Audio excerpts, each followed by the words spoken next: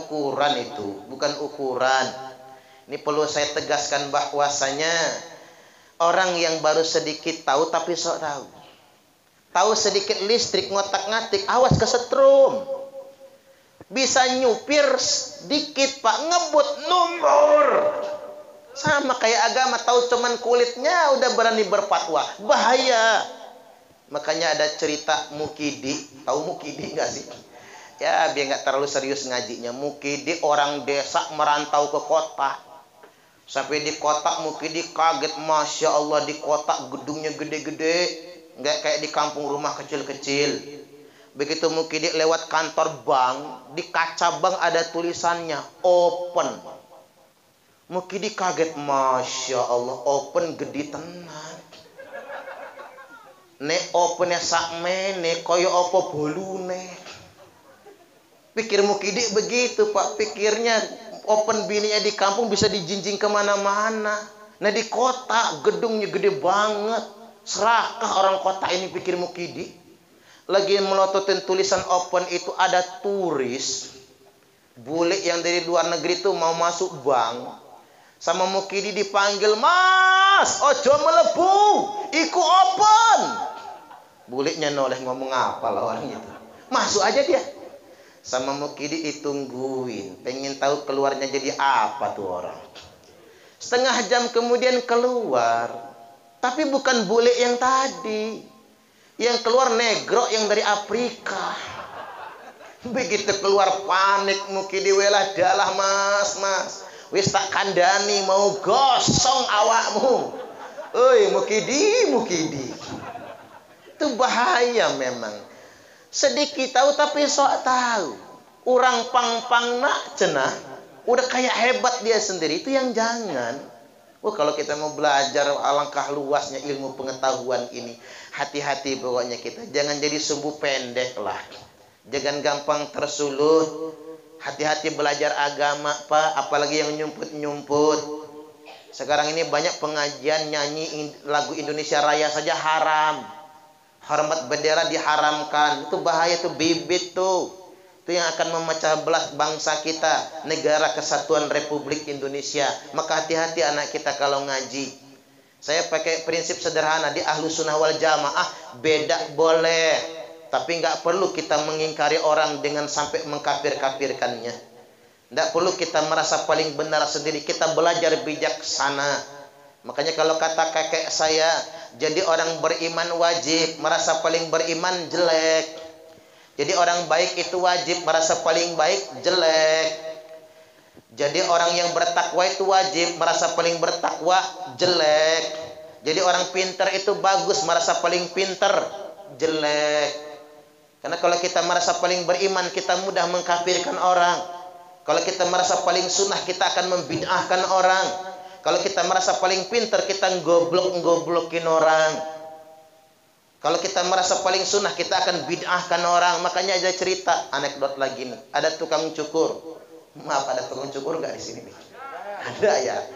Ada tukang cukur, lagi nyukur rambut, dia ngomong sama yang dicukur. Pak, mau tahu nggak? Apaan?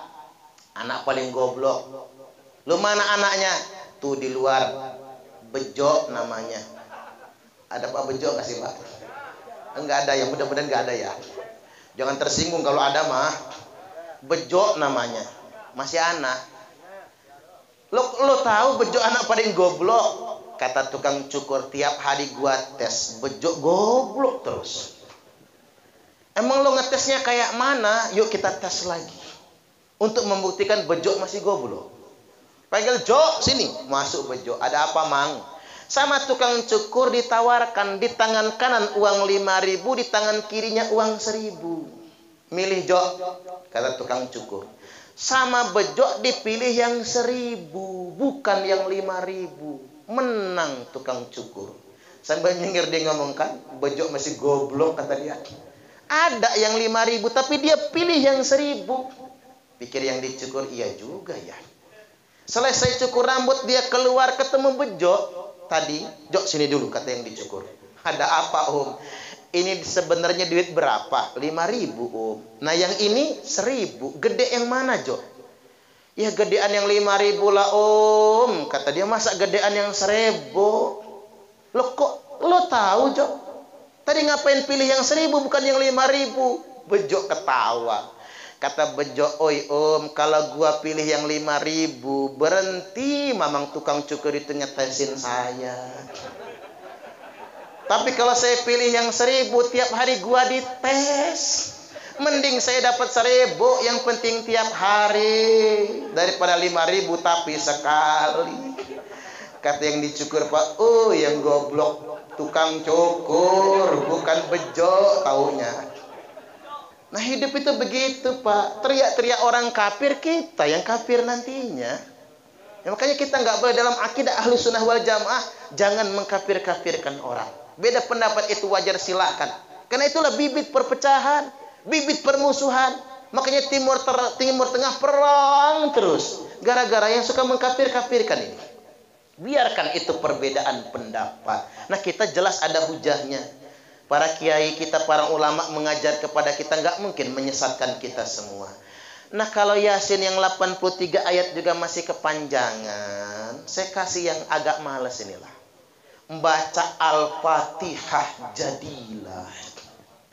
Di tafsir Ibnu Katsir itu ada kutipan, Al-Hafiz Ibnu Katsir mengutip hadis Nabi tentang surah Al-Fatihah. Dikutip di situ apa kalimatnya? Afdhalul dzikri la ilaha illallah. Di hadis ini tidak pakai fa'lam annahu.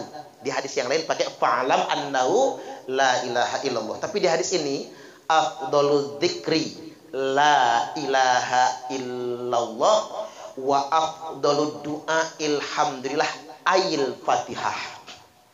Jadi begini, sebaik-baiknya zikir, seafdol-afdolnya, seutama-utamanya zikir adalah kalimat la ilaha illallah.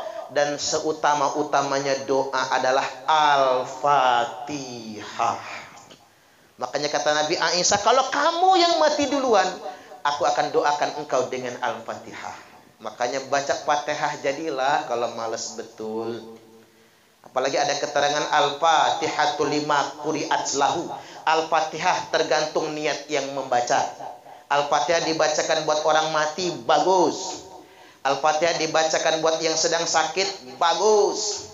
Al-Fatihah dibacakan buat yang lagi berangkat haji umroh, bagus.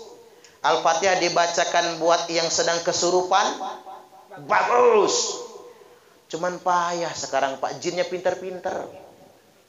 Dibacain ayat kursi, jinnya malah hafal, lebih fasih dari ustadznya. Dibacain Yasin gak mempan, malah jinnya nantang. Gua gak takut sama ustadz, gua takutnya sama tukang permak lepis. Karena ada tulisannya permak jin segala jenis.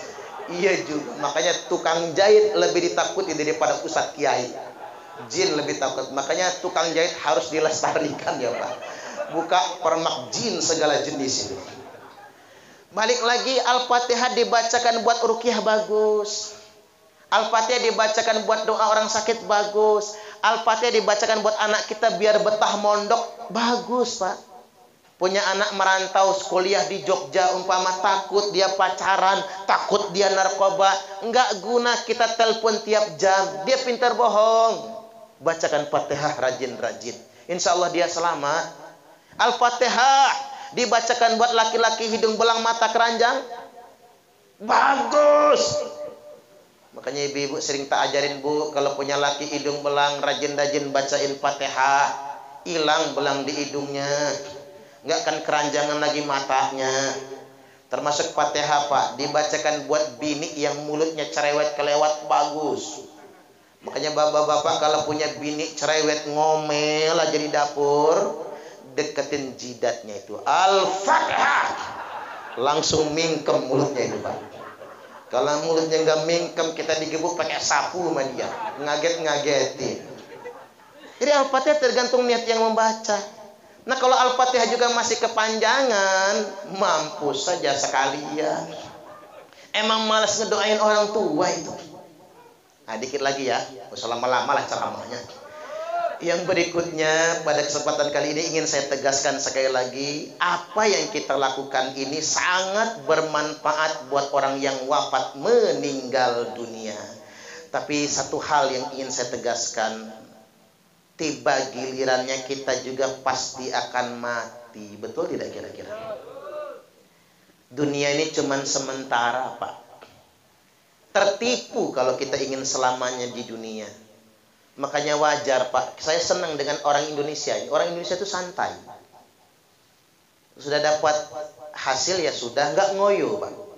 Kita nggak perlu berlebih betul. Karena memang dunia ini sementara. Akhirat yang kekal abadi selama-lamanya. Tertipu kalau kita ingin hidup lama. Usia umatku itu kata Nabi, baina sitin wa sabain. Antaranya 60 ke 70 tahun mati. Ada nggak di sini yang sudah 60 tahun ke atas?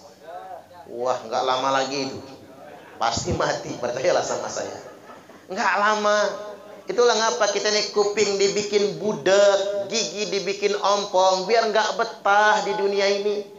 Karena dunia bukan tempat tinggal kita. Ad-dunya sijnul mu'min. Dunia ini penjaranya orang beriman. Jadi jangan jadikan dunia sebagai surga. Salah. Dunia ini penjara bagi orang mukmin. Jangan jadikan surga buat kita semua. Makanya Pak, ceramah sama orang di penjara